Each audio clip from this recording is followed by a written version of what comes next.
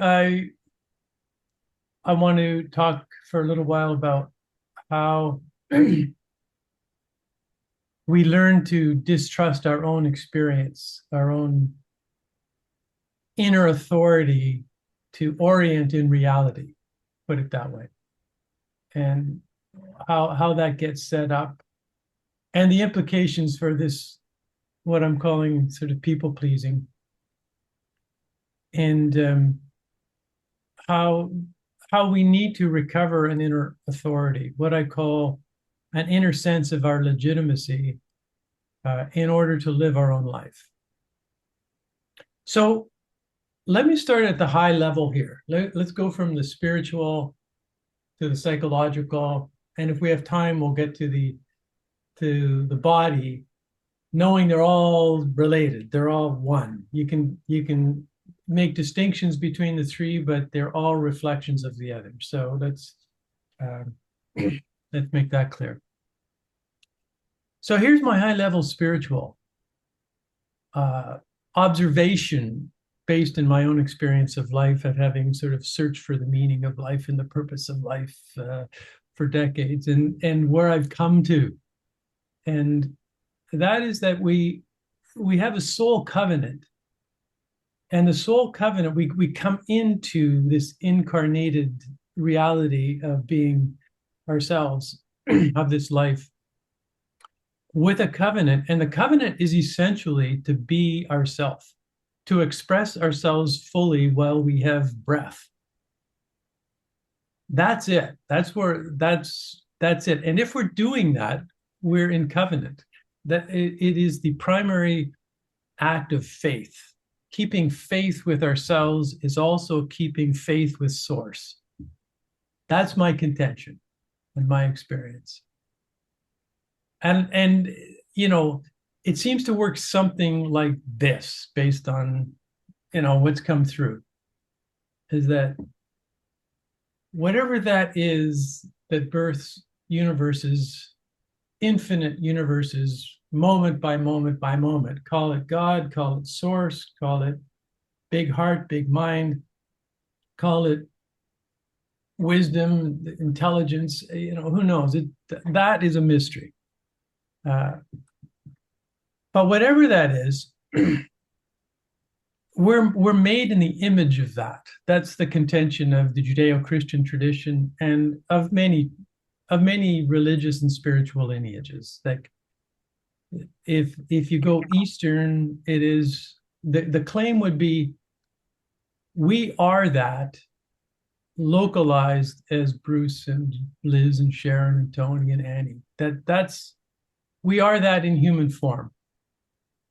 And what that desires more than anything is for us to express ourselves fully, creatively, uniquely, because nobody else can express the image of that God the way we can.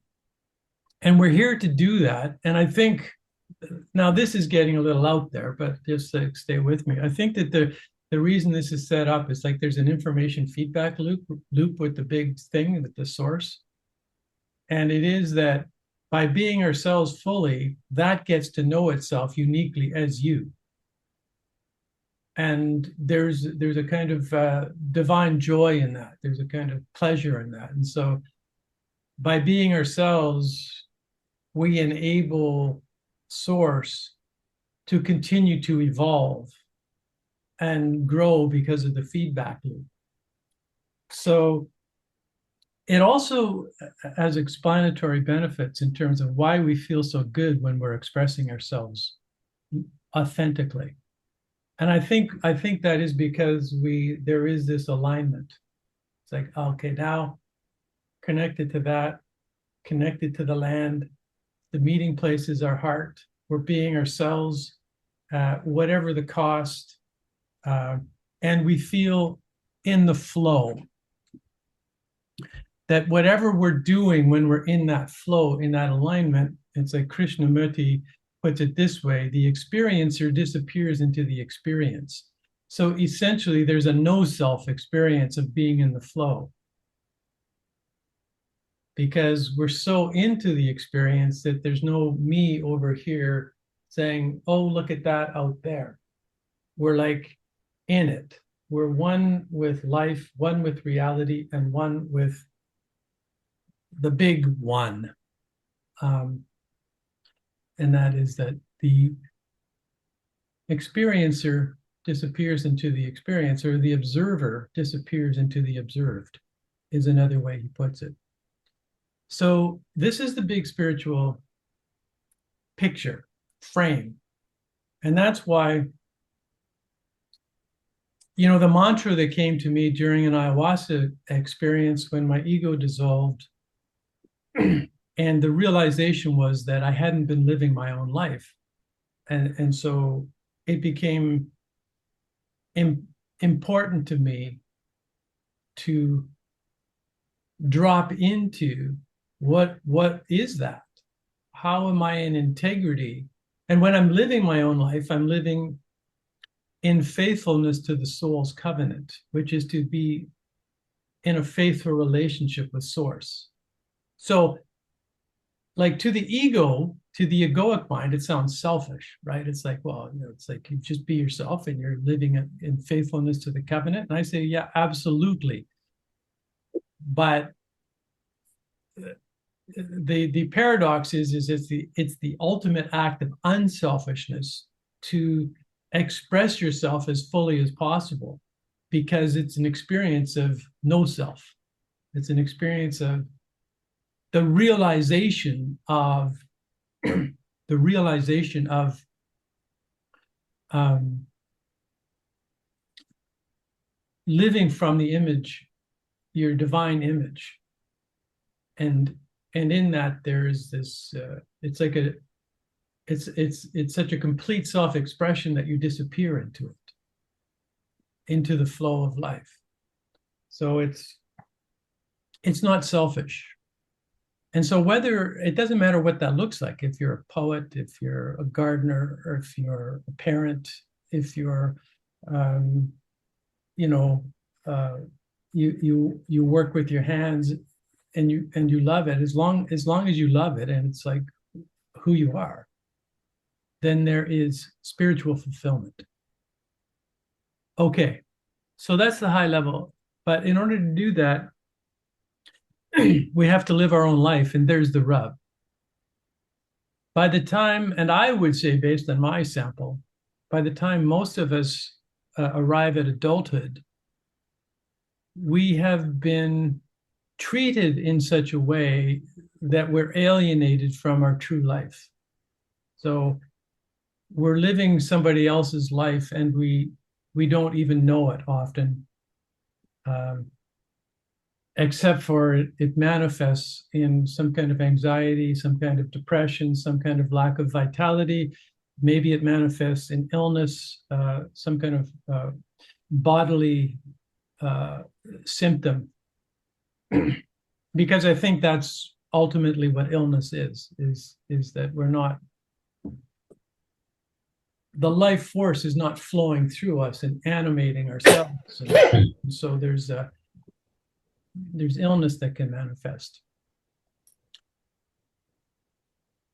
So, and one of the ways that this happens is what I'm going to talk about this morning, is we learn to distrust our feelings. We learn to distrust our sensations. We learn to distrust our instincts. We learn to distrust our intuition, because the authorities in the picture are invested in us fitting in and belonging and making their life easier, or because of their own intergenerational trauma, they're unconsciously invested in passing that trauma along to us, what the Christian scripture, the Christian theology calls original sin, as if we're born sinners. We're not. But all the intergenerational trauma lands on us, and in effect, it might as well be original sin, because our parents, let's just say parents, have not cleared up their unconscious wounds. And so they get passed on to us.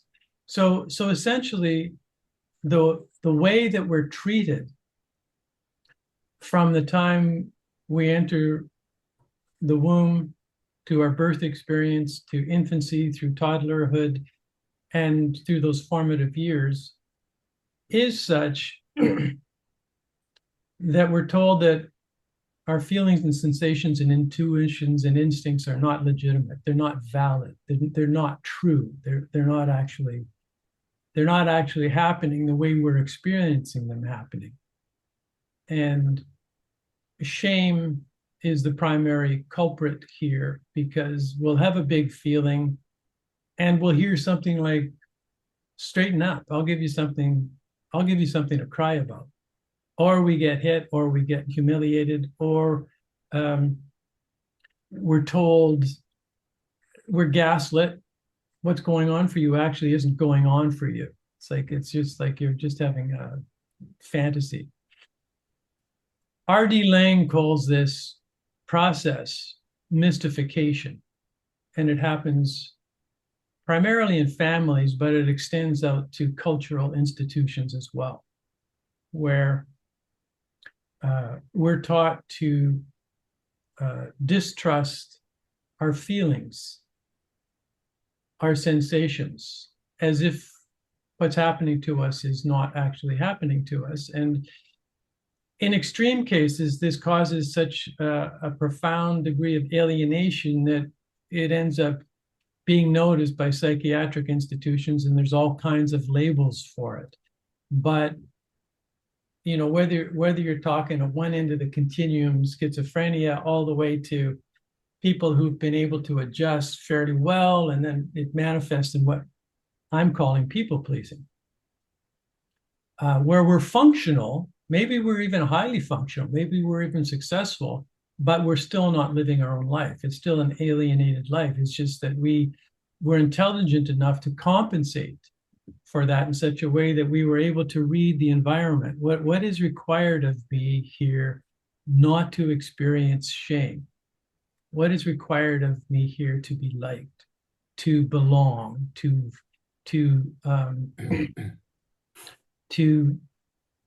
feel like I'm a legitimate human being? Because that's what we're here for. We just want to feel like we're legitimate.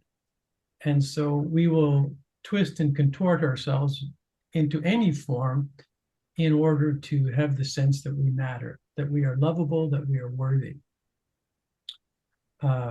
And if that means denying our feelings and sensations and intuitions and instincts, then so be it. And it's a highly intelligent adaptation. We each do it in our own unique way. And the result is this is my definition of ego. We actually structure a personality that helped us to get through. And then at some point we realize that, and you could call that structure ego, you could call it false self. Sometimes I call it the trying self, because you just have to try harder and then you'll belong, then you'll be loved, then you just have to deny your true feelings.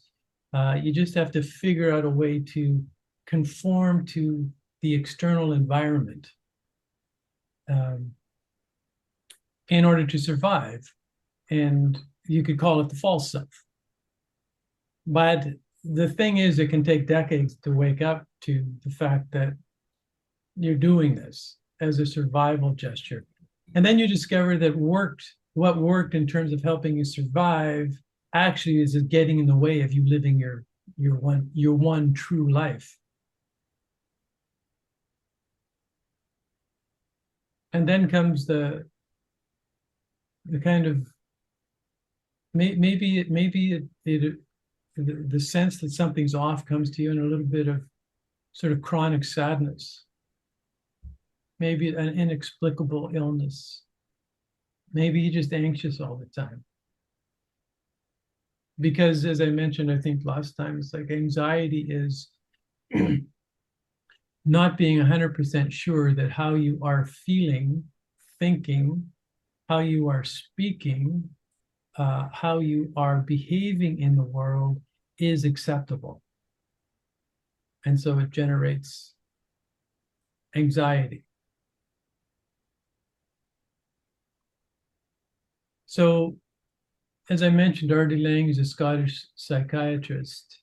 He worked mainly with schizophrenic people, and he started to wonder, so what's the common element here? And so he was one of the first to to go to the families and observe what was happening in that family.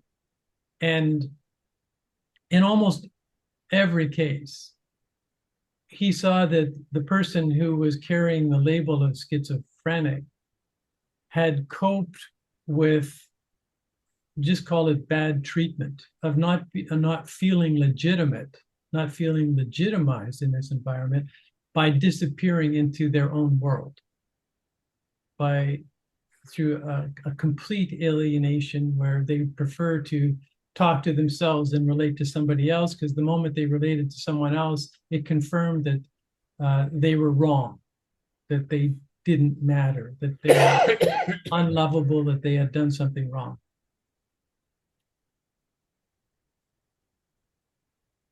So then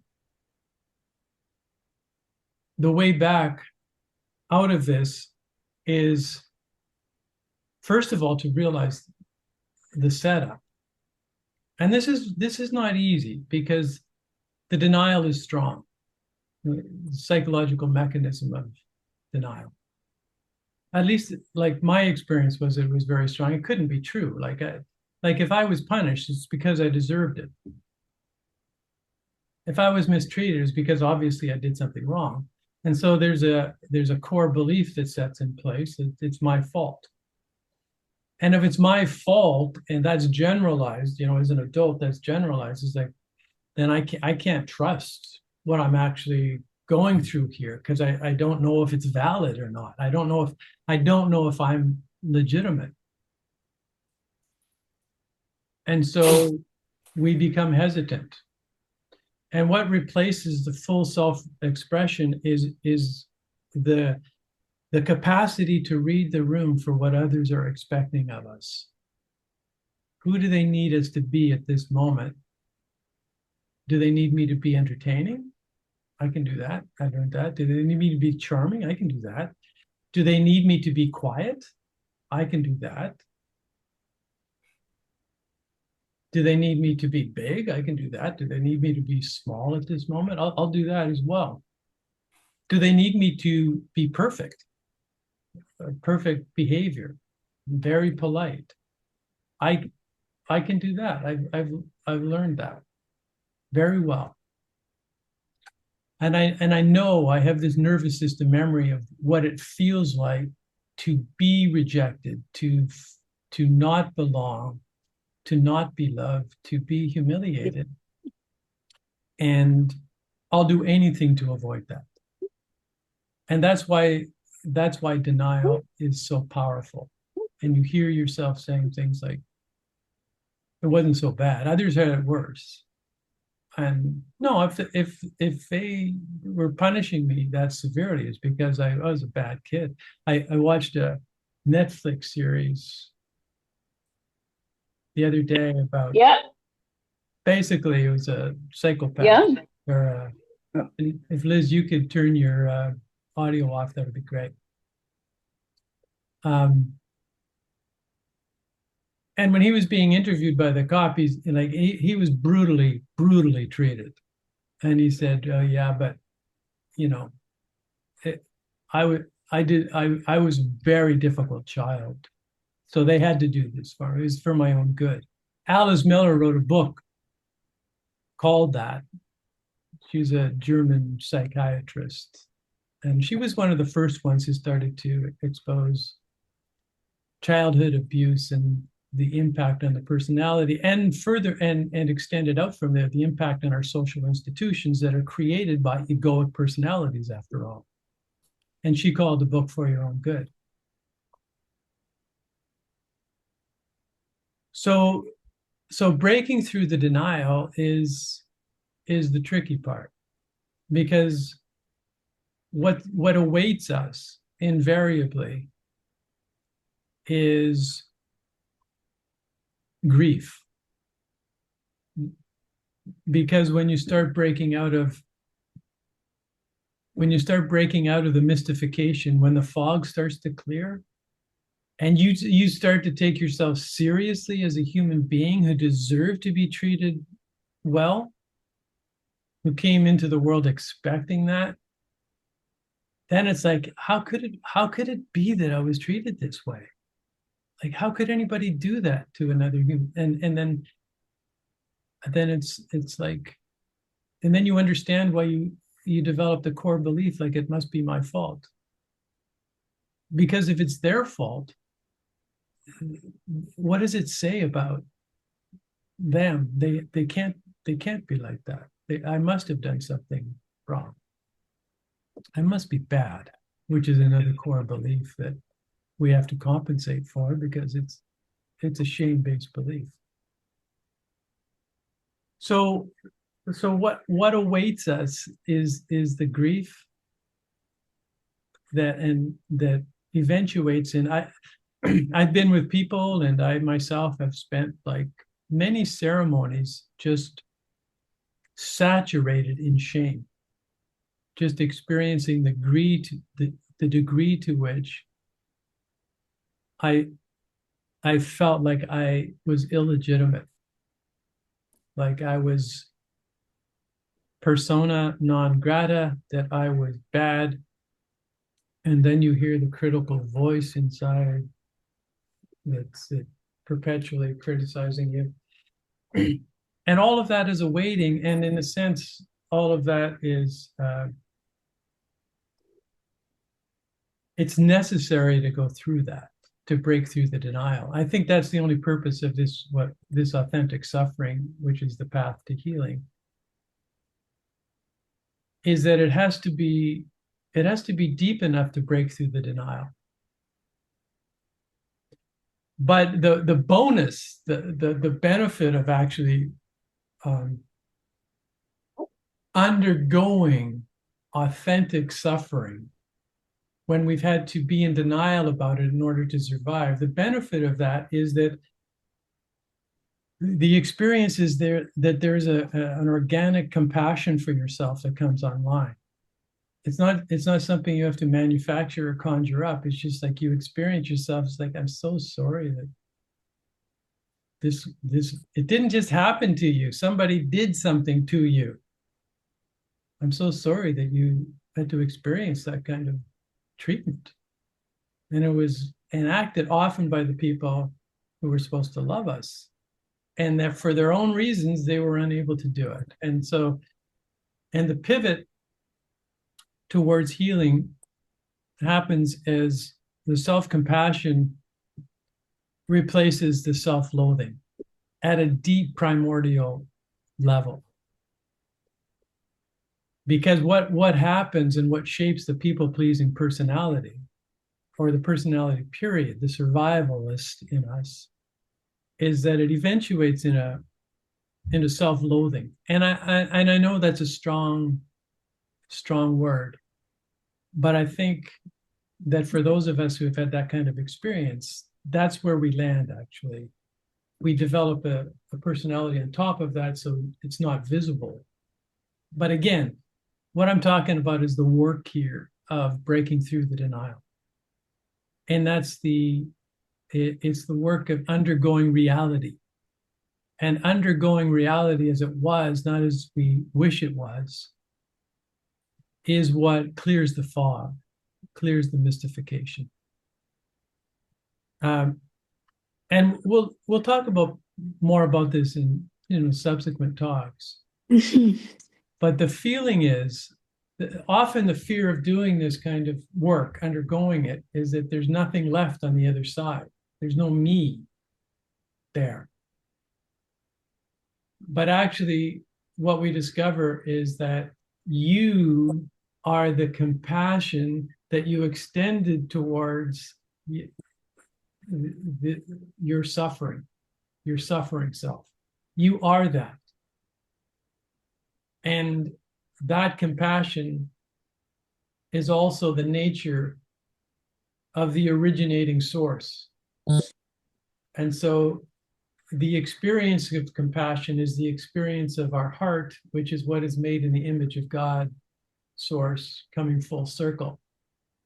So that's the beauty of this. It's not like you need to try. It's not like there's a practice where you have to become more spiritual or meditate for 30 years or sit in a cave or, it's as if your true self is up ahead. And if you just work harder, you'll eventually get there. But you'll spend time frustrated because you can't really get there. There's some kind of ideal self up there when the truth is, and this is a really important spiritual notion, idea, reality, is that your heart self is the presence of compassion.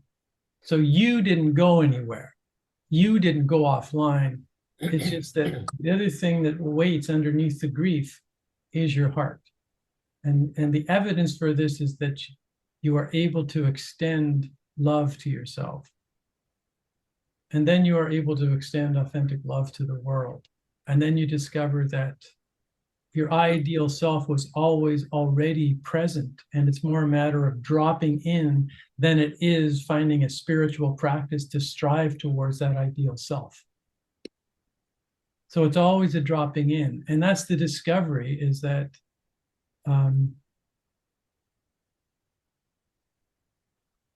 you don't have to worry about a new identity. Who will I be if I'm not this? If I'm not this egoic personality that I constructed, if I'm not this image of myself, if I'm not these various identities that I assumed, if I'm not the behavior that I display towards all my friends and my teachers and my colleagues and my family in order to be loved and accepted, if I'm not that, then what am I? Well, it just begins very simply with this felt sense of compassion, this tenderness for yourself and for the world. And that's the only evidence that is enough to orient. And then it's a matter of discovery, because that self will be discovered. It's an emergent self that responds to new conditions. And in a sense, you're being co-created as you respond to the new conditions of your life from your heart. Okay, I'm going to end there, and then we'll open it up for